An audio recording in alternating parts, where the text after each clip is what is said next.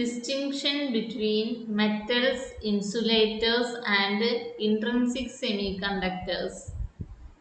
Based upon our chronic penny model, we are going to derive how we can distinguish between metals, insulators, and semiconductors. Band theory naturally leads to possibility of distinction between metals, insulators, and semiconductors.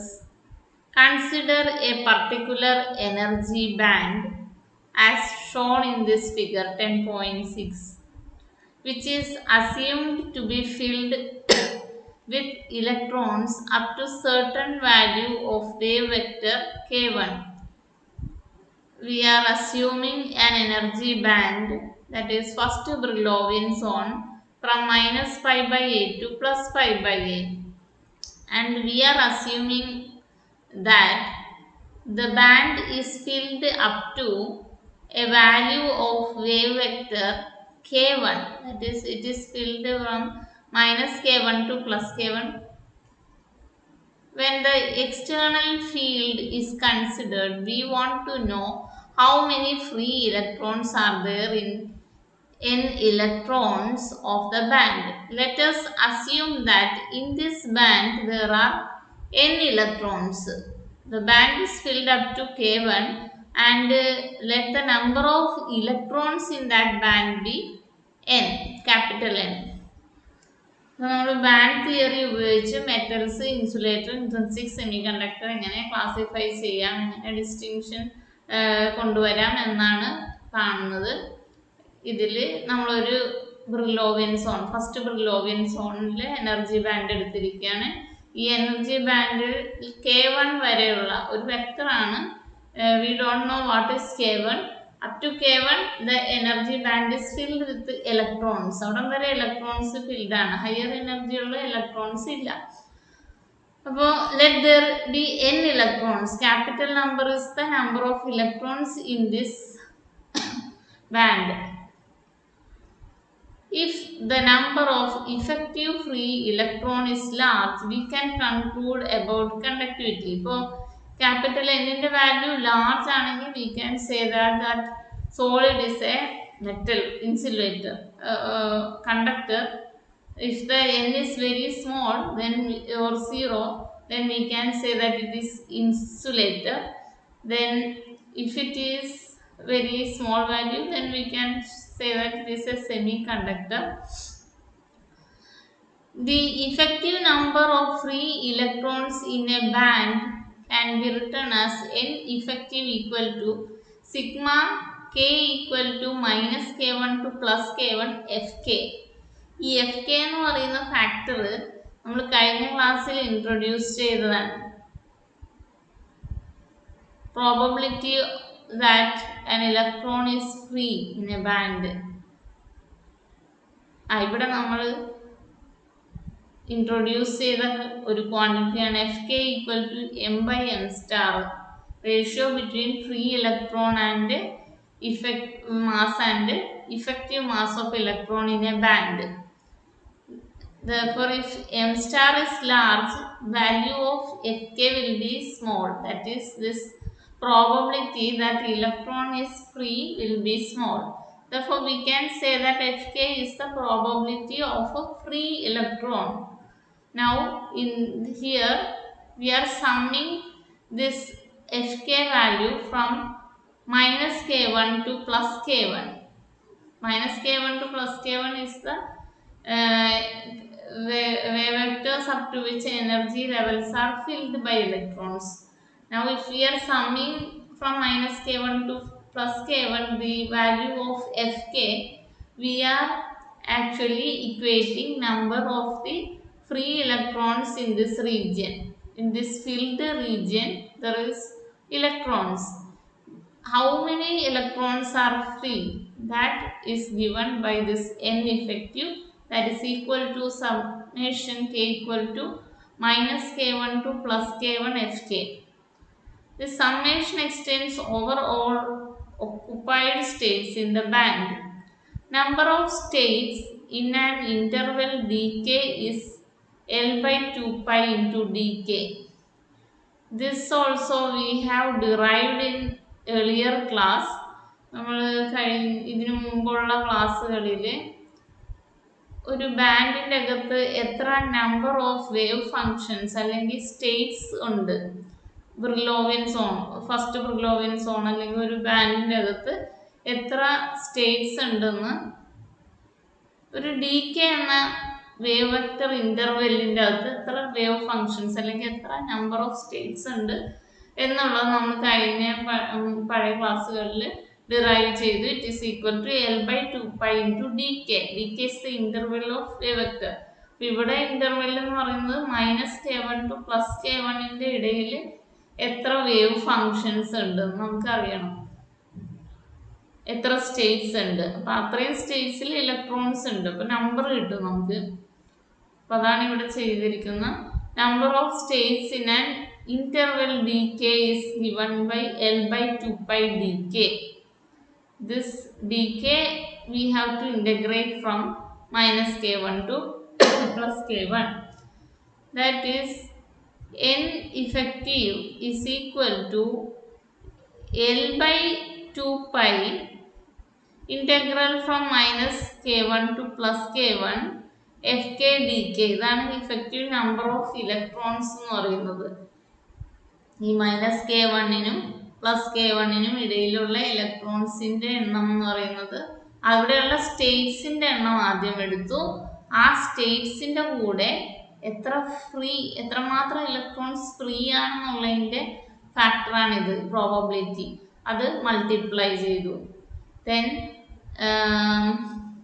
ഇവിടെ നമ്മൾ L by 2 pi എടുത്തിട്ടില്ല, L by pi എന്നാണ് എടുത്തിരിക്കുന്നത്. Because in calculating this quantity we are not considering spin quantum number. Spin നമ്മൾ consider ചെയ്യുന്നില്ല.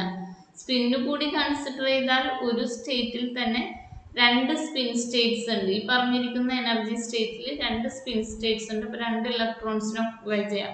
Number becomes multiply this with 2, then we get L by pi into integral -k1 to +k1 fk dk. This is equal to, then this graph is symmetric, therefore we can multiply this with 2 and take 0 to k1. Then we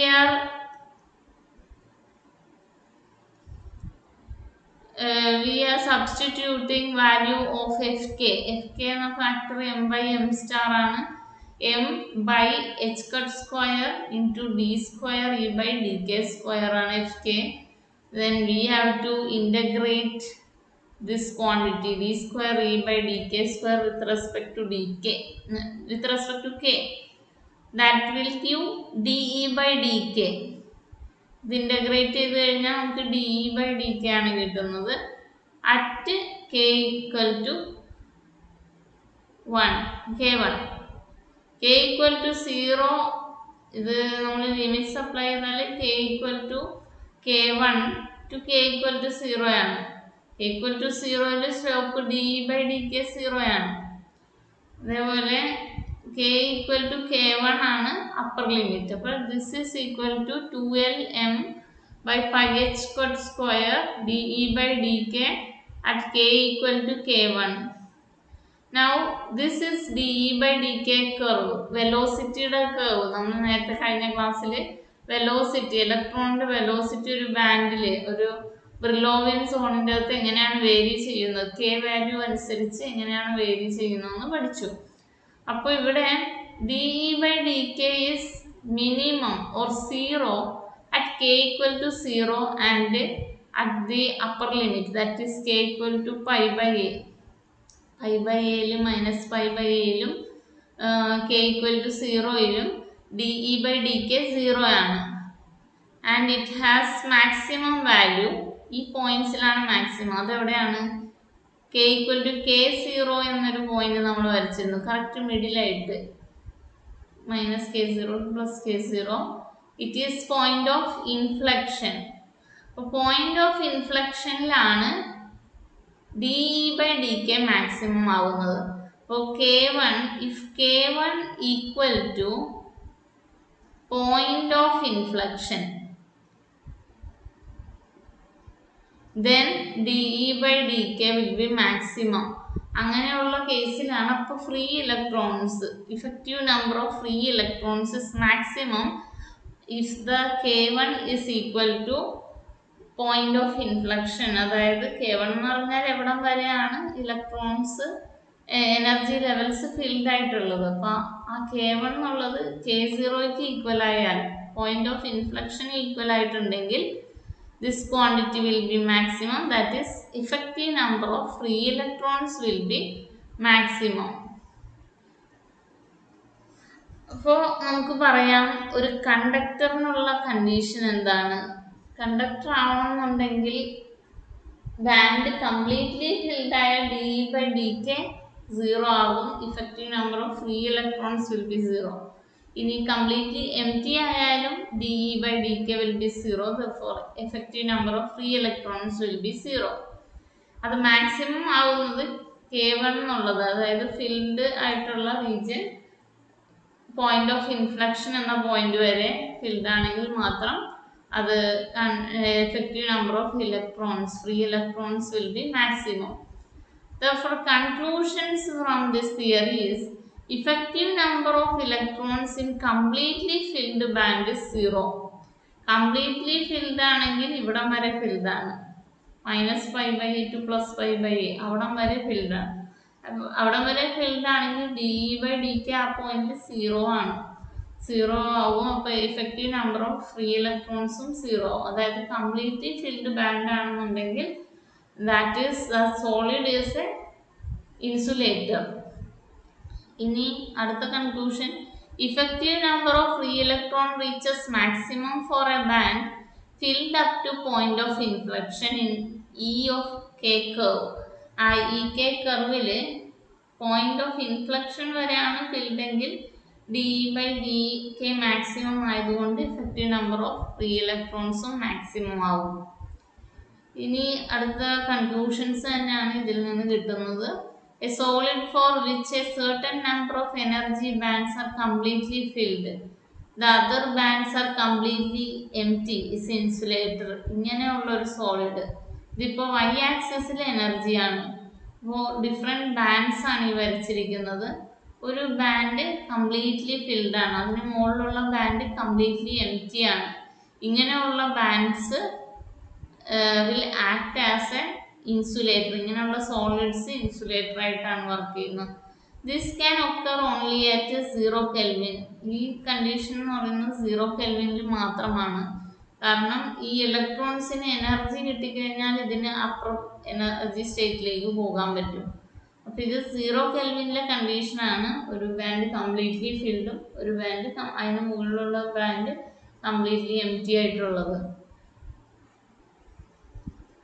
next, at temperature above 0 Kelvin, some electrons from upper band will be excited to next empty band and the conduction becomes possible. അപ്പോൾ above 0 Kelvin, 0 കെൽവിനേക്കാളും temperature കൂടിക്കഴിഞ്ഞാൽ എന്ത് സംഭവിക്കുന്നതാണ്, ആ completely filled ആയിട്ടുള്ളതിന് electrons will go to upper unfilled empty band, then conduction becomes possible or it acts as an semiconductor or conductor. If the forbidden energy gap between the levels is 1 electron, filled ആയിട്ടുള്ള ബാൻഡും unfilled ആയിട്ടുള്ള band എംറ്റി ബാൻഡും തമ്മിലുള്ള energy difference എന്ന് പറയുന്നത് 1 electron volt ആണെങ്കിൽ temperature increase ചെയ്യുമ്പോൾ excited electrons ഉണ്ടാവുന്നു. Then it acts as an semiconductor. This is the picture of a semiconductor. Now, if the forbidden energy gap is order of several electron volts, energy gap എന്നുള്ളത് electron volt 7 electron volt ഡയമണ്ടിന്റെ കേസാണ്. അപ്പോൾ ഒരു electron വോൾട്ടിനേക്കാളും കൂടുതലാണ് എന്നുണ്ടെങ്കിൽ it will act as an insulator. Thermal energy വെച്ച് ഒരു ഇലക്ട്രോണിന് ഒരു ബാൻഡിൽ നിന്ന് അടുത്ത ബാൻഡിലേക്ക് പോകാൻ പറ്റില്ല. 1 ഇലക്ട്രോണിന് അടുത്തുള്ള ബാൻഡ് ഗ്യാപ്പുള്ള മെറ്റീരിയൽസ് ആണ് germanium, സിലിക്കണും. They are semiconductors. All extrinsic semiconductors are insulated T equal to intrinsic. All intrinsic semiconductors are insulators at T equal to 0 Kelvin. 0 Kelvin thermally generated electrons ഉണ്ടാവുന്നില്ല അതുകൊണ്ട് semiconductors act as an insulator. Conductivity of semiconductor increases with the temperature. And next conclusion is a solid with a completely filled bands. Completely, incompletely filled bands. A solid with incompletely filled bands has metallic character. If you കാണിച്ചിരിക്കുന്ന figure metallic character ഉള്ളതാണ്. താഴത്തെ band completely filled, പിന്നെ മുകളിലത്തെ ഒരു band half filled ആണ്. Half filled bands corresponds to metallic character or conductor.